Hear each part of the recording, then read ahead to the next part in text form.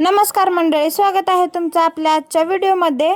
इथे मी वरणासाठी डाळ लावत होते कुकरला आणि दिवसभर तर काय काम नसतं, संध्याकाळीच फक्त स्वयंपाक असतो, त्यामुळे ना जास्त काय मला शूट पण करणं होत नाही।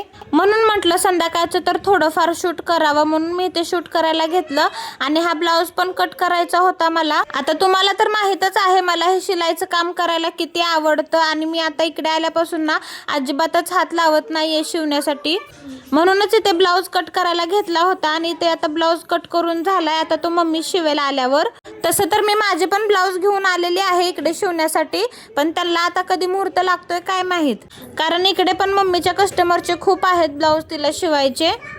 मग मी घेतलं इथे लगेच वरण फोडणी टाकायला, श्रीशाला चारायचं होतं। गरम गरम वरण भात खूप छान लागतं म्हणून मी ते वरण करत होते।